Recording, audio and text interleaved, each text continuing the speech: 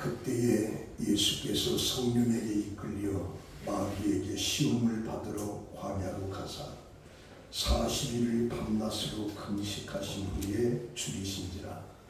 시험하는 자가 예수께 나와서 이르되 내가 만일 하나님의 아들이었든 명하여 이 돌들로 떡둥이가 되게 하라.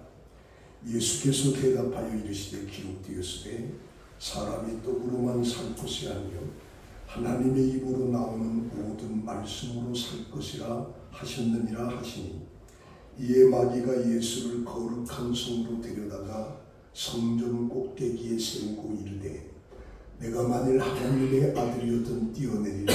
기록되었으되 그가 너를 위하여 그의 사자들을 명하시리니 그들이 손으로 너를 받들어 발이 돌에 부딪히지 않게 하리로다 하였느니라. 예수께서 이르시되 또 기록되었으되 주 너희 하나님을 시험하지 말라 하셨느니라 하시니, 마귀가 또 그를 데리고 지극히 높은 산으로 가서 천하 만국과 그 영광을 보여 이르되 만일 내게 엎드려 경배하면 이 모든 것을 내게 주리라. 예수께서 말씀하시되 사탄아 물러가라. 기록되었으되 주 너희 하나님께 경배하고 다만 그를 섬기라 하였느니라. 이에 마귀는 예수를 떠나고 천사들이 나와서 수종드니라. 아멘. 봉독한 말씀으로 광야의 세 가지 시험이라고 하는 내용으로 함께 의미를 봤습니다. 현대의 모든 과학 이론을 총동원해도 설명할 수 있는 대상은 우주 전체의 5%밖에 되지 않는다고 합니다. 우리가 보고 느끼고 만지는 모든 것과 태양, 달, 별, 엄청난 별들을 다 통해서 인류가 알아낸 어떤 지식도 우주를 구성하는 95%의 암흑 물질과 암흑 에너지가 무엇인지 말하지 못한다는 사실을 우리 인간이 자연을 이해하고자 하는 인간의 노력이 아직도 걸음마 수준이라. 그래서 우리가 아는 것은 5%밖에 안 된다. 영적 세계도 우리가 아는 것은 지극히 적은 것에 불과합니다. 그런 측면에서 예수와 사단과의 공생의 시작에 필연적인 싸움이 펼쳐지고 있습니다. 성령은 결국 광야에서 사단과 맞서게 했고, 예수와 맞선 사단은 예수를 유혹하려고 했지만 결과는 참담한 패배를 마귀가 하게 됩니다. 예수는 사단의 유혹을 충분히 물리칠 수가 있었다는 것을 봅니다. 예수의 이 시험을 통해서 우리가 주님을 따른다라고 하는 것이 위험하고 격렬한 영적 전쟁이라고 하는 것을 배우게 됩니다. 우리는 삶에 항상 즐거움만이 있는 것이 아니고 궁핍과 외로움을 겪게 되는 거죠. 예수님의 시험을 통해서 세상은 우리를 주시하는 것으로부터 맞서기 위해서 우리는 하나님의 능력을 사용해야 되고, 우리 자신의 힘으로 시험을 이기려고 해서는 안 된다라고 하는 교훈을 주고 있습니다. 그래서 1절에 보면 그때 예수께서 성령에게 이끌려 마귀에게 시험을 받으러 광야로 가사. 마태복음 3장의 요단강에서 세례를 받으신 후에 예수님은 성령에 이끌려서 광야로 보내지게 됩니다. 이 시험은 예수님의 메시아적 목적을 확인하기 위해서 하나님께 필수적으로 요구하는 일이었습니다. 예수님은 황량한 광야 위험한 장소에 들어가심으로 마귀에 대한 공세를 취하게 되는데, 마귀라고 하는 말은 헬라어로 공수하는 자랍니다. 그리고 시부려라는 사단이라고 하는 말과 공통으로 사용되는 단어입니다. 이 사탄은 상징적인 존재가 아니라 실제적인 피조물이면서 하나님을 따르는 순종하는 사람들에게 끊임없이 대항을 하는 것이 바로 마귀입니다. 여기서 시험을 받다라고 하는 말은 계속적인 행동을 묘사하는데, 예수님께서 40일 동안 끊임없이 받으셨다는 겁니다.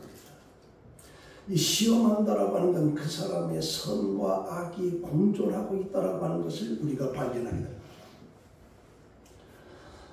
그래서 성령께서는 예수님을 광야로 들어가게 하셨고 그곳에서 하나님은 예수의 시험을 받게 한 것입니다.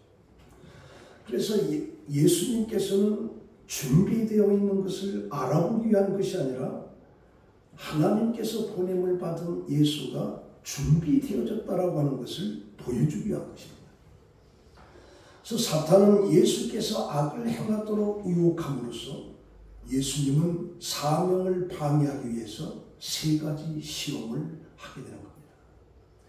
사탄은 예수님으로부터 하여금 자신의 메시아의 능력으로 스스로 행하여 하나님의 뜻을 저버리게끔 하는 것이 마귀의 목적인 거죠. 만약에 여기 예수님이 굴복했다고 하면 우리 죄를 위해서 죽으시고 우리에게 영생을 얻을 기회를 주시고자 하시는 하나님의 뜻에 실패를 하게 되는 것입니다. 사탄은 첫 번째 여인을 자신의 거짓말로 귀를 기울이게끔 하고 하나님으로부터 모든 인간들을 돌이키게 하는 그런 유혹을 사탄이 하고 있었는데 이 사탄의 방법은 실제적으로 전혀 변하지 않고 있습니다. 사탄은 에덴 동산에서 하와를 유혹했고 그 방법으로 광야에서 예수를 유혹하게 됩니다. 그리고 오늘 우리들의 일상생활에서도 똑같은 방법으로 우리를 유혹하고 있다는 것입니다. 그럼 사단의 시험은 3가지 중대한 영역에 초점을 맞추고 있는데 육체적인 어떤 필요야 욕망들, 그 소유하고자 하는 욕력, 그리고 자랑, 이것이 하와에게, 그리고 예수님에게. 또한 우리가 시험당할 때 예수를 사탄을 물리침으로 우리에게 이렇게 이겨야 된다라고 하는 것을 본을 보여주신 것입니다. 그러고 나서 2절에 보니까 40일을 밤낮으로 금식하느니 줄이신지라. 40일 금식을 끝난 후에 예수님이 줄이신 것은 분명합니다. 하나님의 아들이라고 하는 신분이 금식을 수월하게 한 게 아니고 우리와 똑같은 굶주림과 고통에 시달린 것. 지치고 연약하고 외로운 이때에 사단은 예수에게 찾아와서 시험을 하게 되는 겁니다. 그리고 3절에 보면 시험하는 자가 예수께 나와서 이르되 내가 만일 하나님의 아들이었더니 명하여 이 돌들로 떡덩이가 되게 하라. 사탄은 왜 예수에게 돌로 떡을 만들어 먹으라고 요구했나?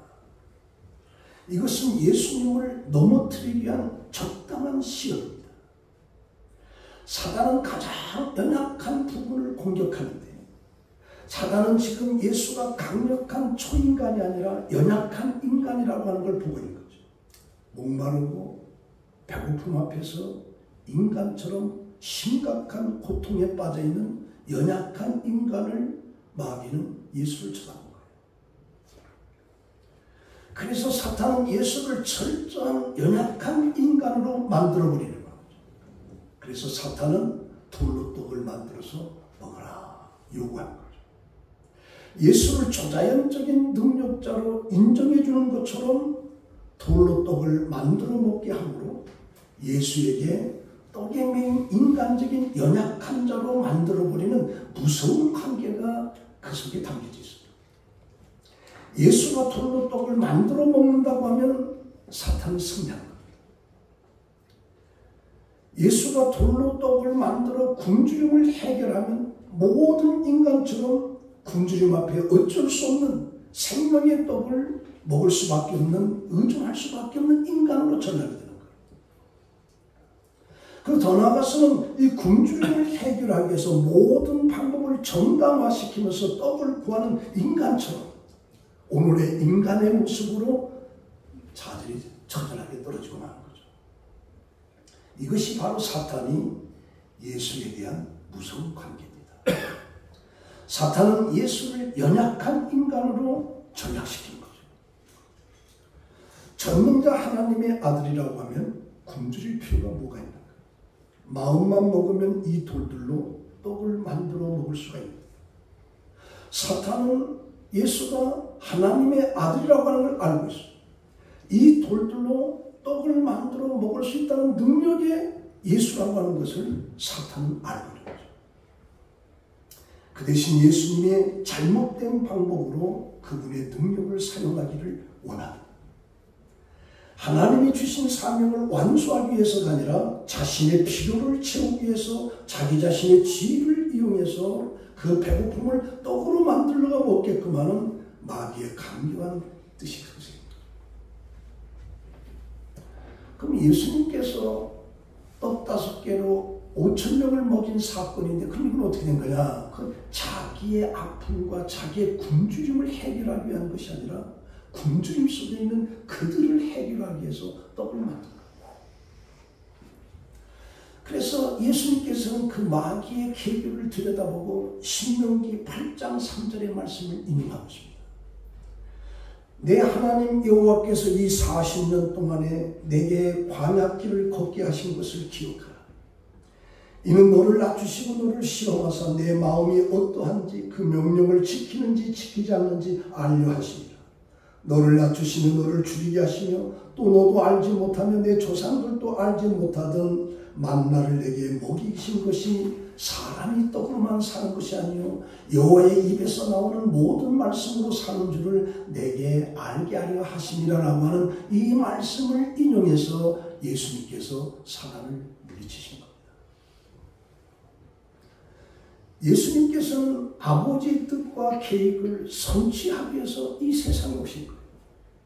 그래서 마귀의 뜻대로 어떤 굶주림 속에 떡을 해결하기 위해서 돌로 자기 어떤 능력을 행하는 것을 원치 않는 거죠. 그래서 예수님께서는 사람이 떡으로만 사는 게 아니다.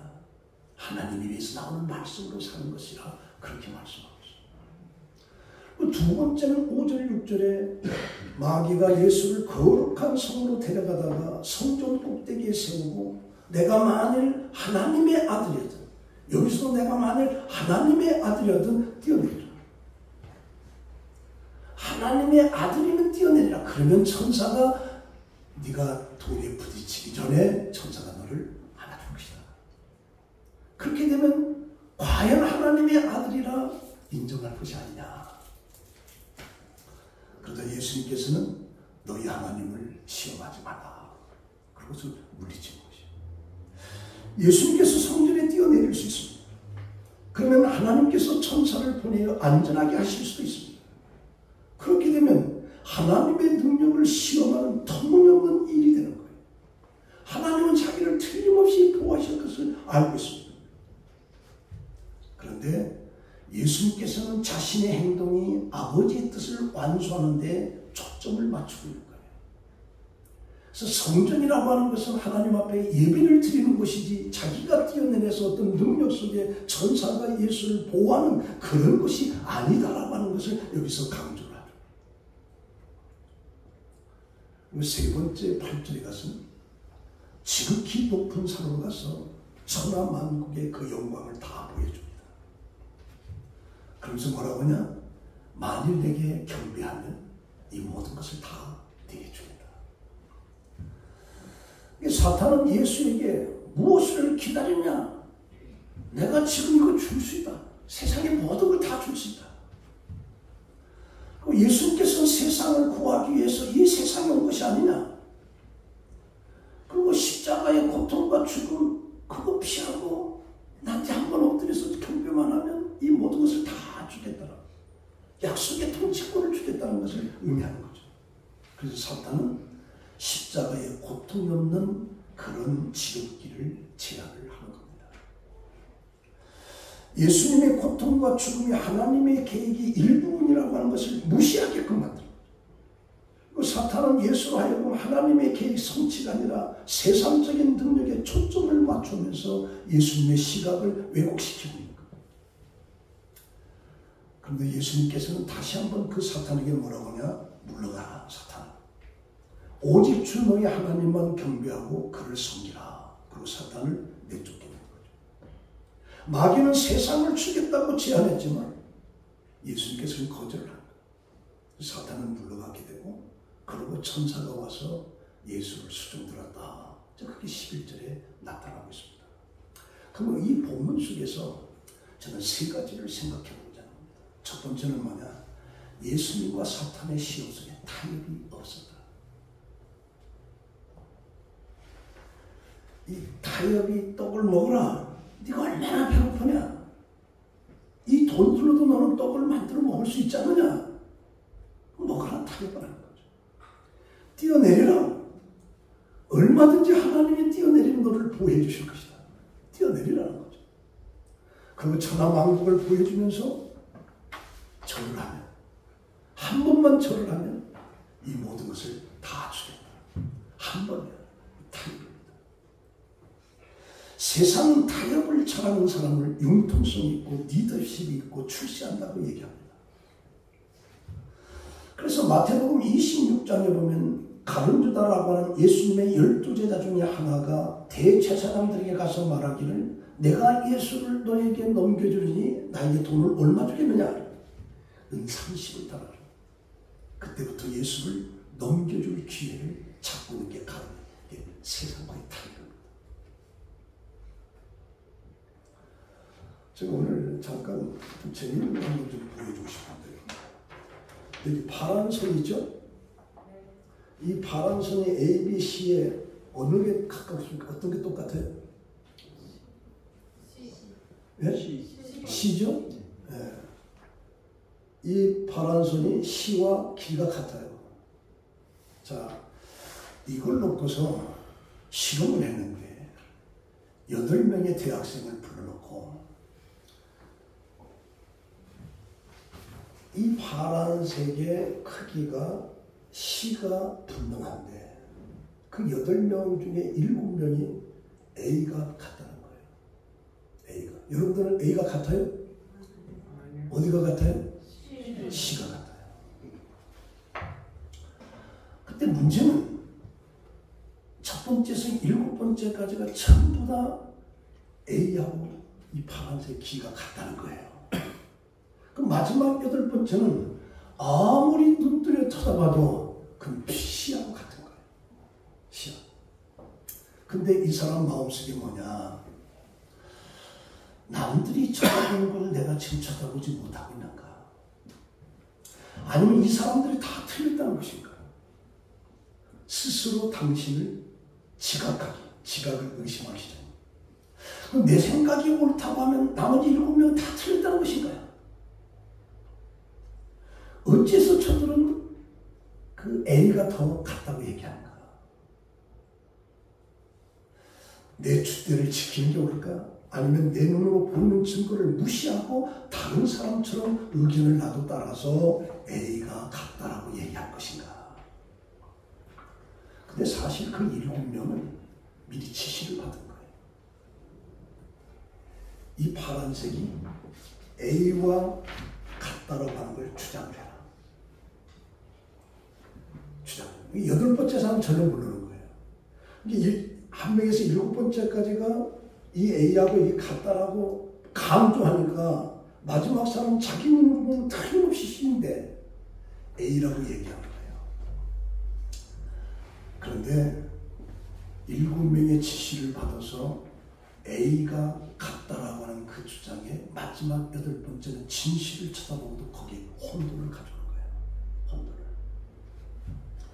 이게 1950년도에 솔로몬 애시라고 하는 사회심리학자가 본 건데 그게 뭐라고 하느냐?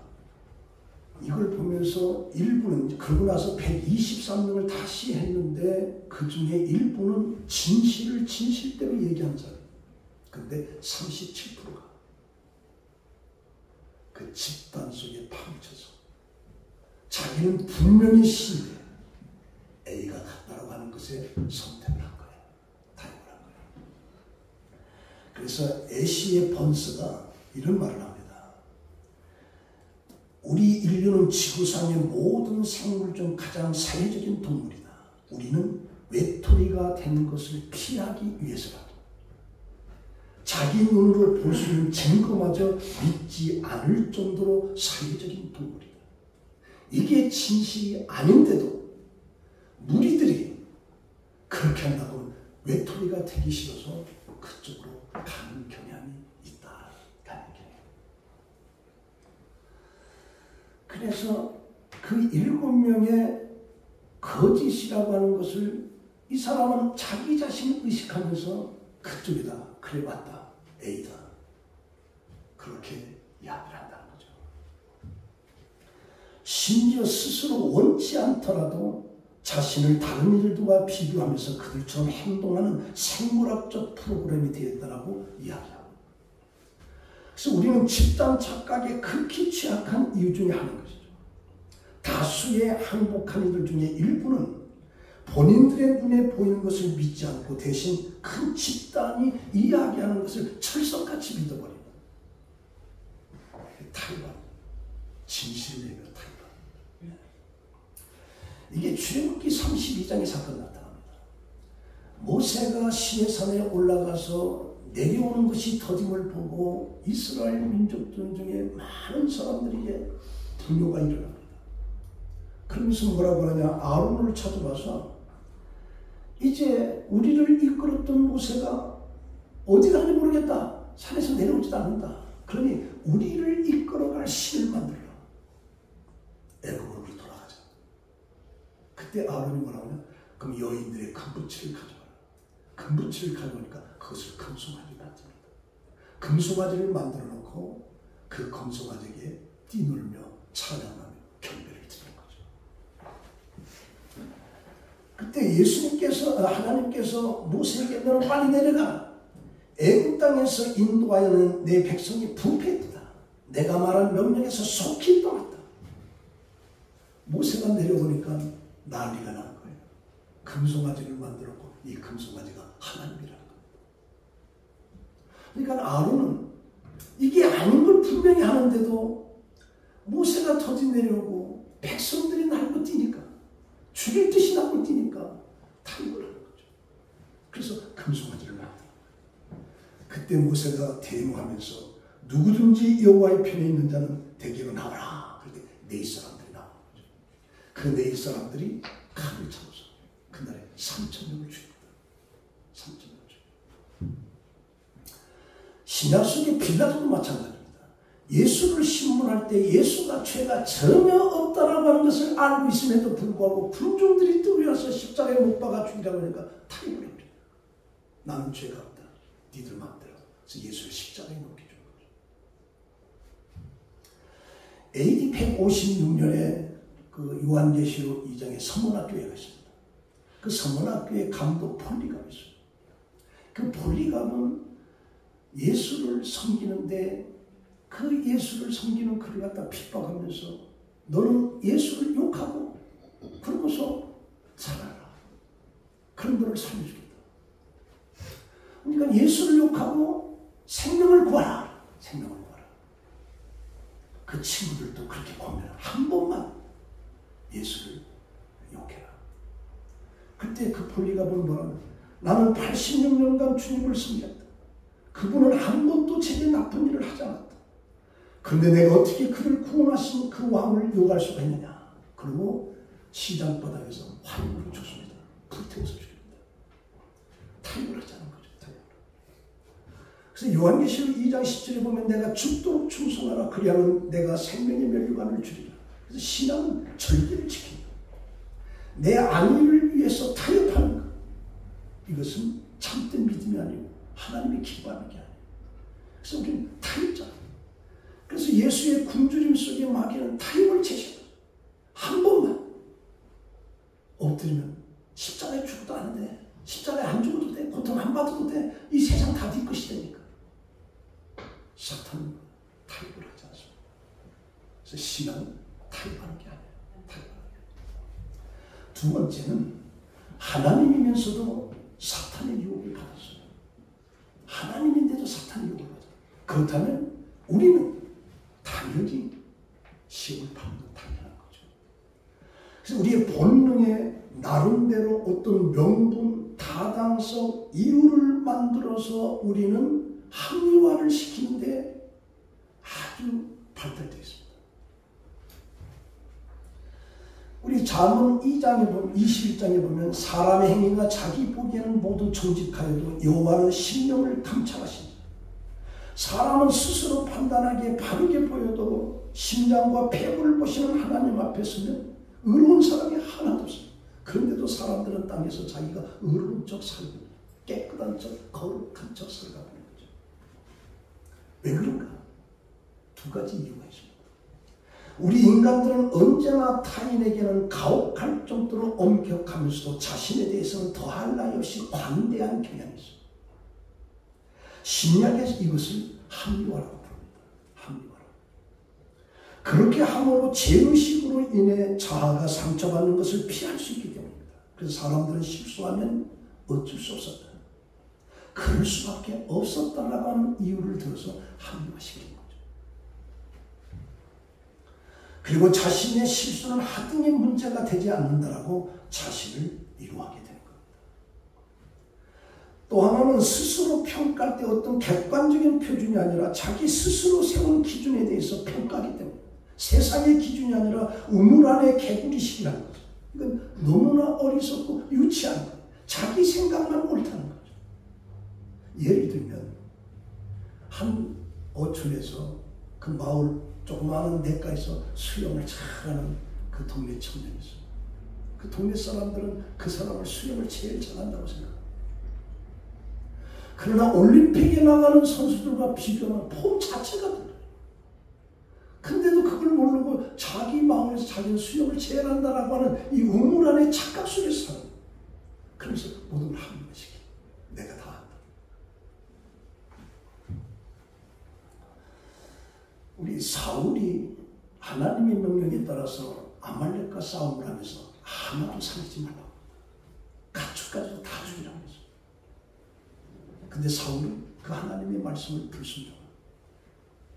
그리고 사무엘에서 와서 보니까 소금 소리가 나지. 양으로 저거 뭐냐? 그랬더니 하나님 앞에 제사 드리기 위해서 좋은 것을 골라갔다. 합리화시킨 거죠. 그때 사무엘이 추는 무슨 소리냐?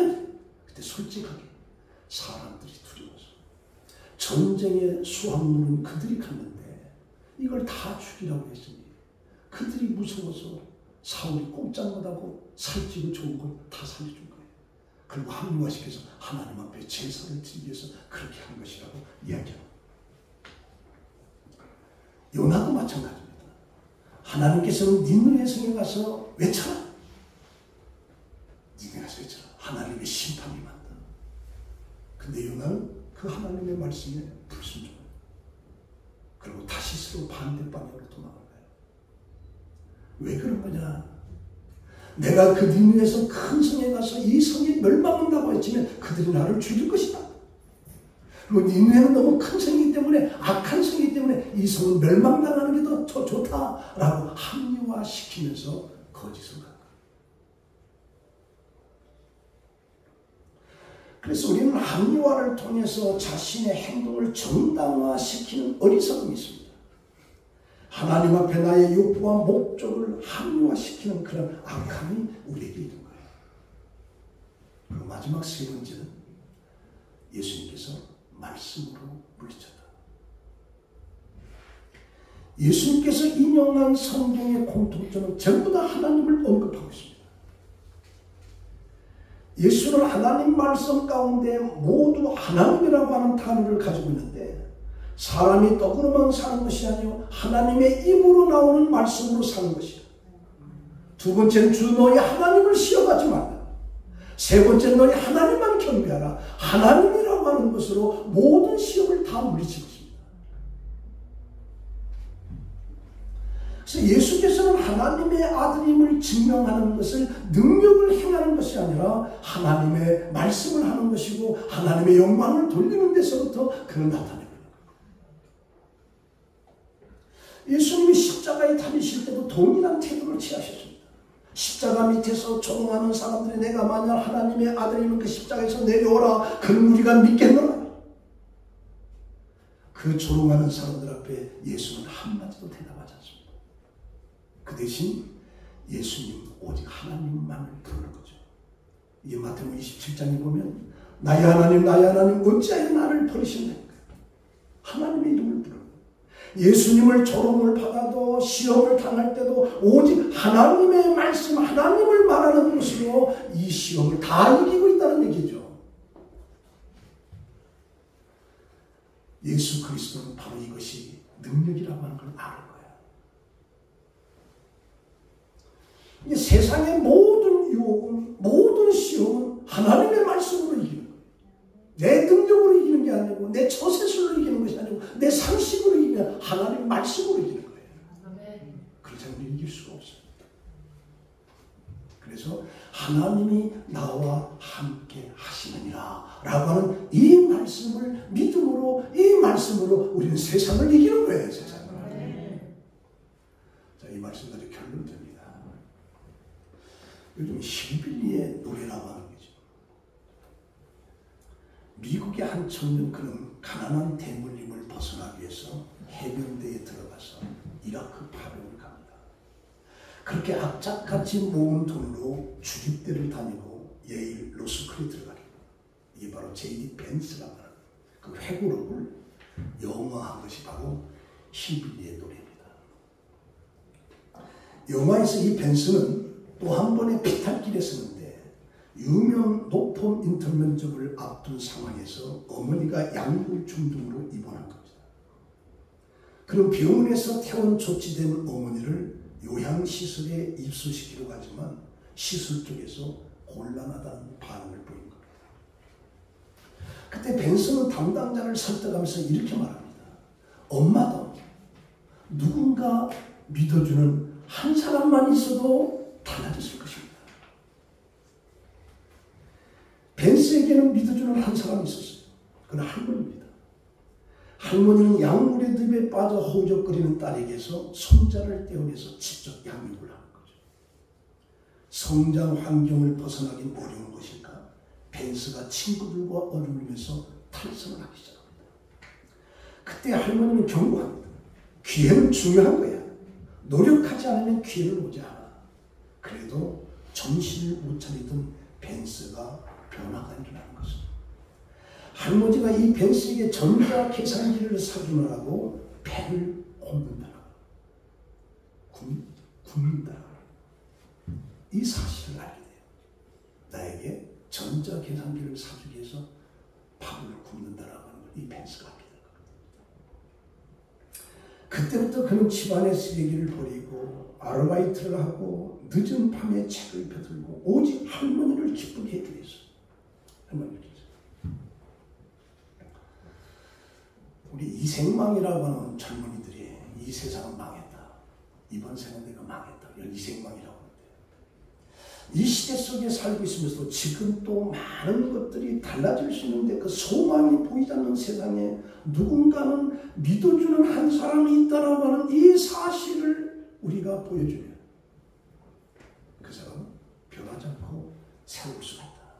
어떤 이 절망의 사회가 믿어주는 사람이 있다라면 희망이 있게 된다. 그래서 벤스는 믿어준다는 것은 그냥 믿는데 그치는 것이 아니고 포기하고 기다려주는 데 있다. 벤스는 말합니다. 성도 여러분, 우리가 살아가는 이 세상 속에서 하나님만 우리를 포기하지 않습니다. 하나님만은 우리를 믿어주고 있습니다. 집을 나간 탕자가 돌아오기까지 기다렸던 그 하나님의 마음이 오늘 우리들을, 여러분들을 향해서 하나님을 믿어주고 있는 거예요. 기다려주고 있는 거예요. 그 하나님을 통해서 세상의 모든 유혹과 시험을 물리치고 바로 우리 인간의 하와는 그 마귀의 시험에 패배했지만 예수는 하나님이라고 하는 것으로 승리한 거예요. 여러분도 하나님이라고 하는 말씀을 통해서 세상을 승리하는 여러분들의 삶이 되기를 예수의 이름으로 축원합니다. 기도하겠습니다. 하나님, 예수님은 우리를 위해서 인간의 철기처절한 연약함 속에서도 마귀의 유혹을 물리쳐줍니다. 타협하지 않고 합리화시키지 않고 하나님의 말씀으로 모든 것을 다 물리치고 결국에 십자가의 죽으심으로 우리 인간들을 구원을 주셨습니다. 그 주님처럼 우리도 타협하지 않고 모든 것에 합리화시키지 않고 하나님의 말씀으로 세상을 이기는 승리하는 우리 성모금 성도들이 되게 하여 주시옵소서. 예수님의 이름으로 기도합니다. 아멘.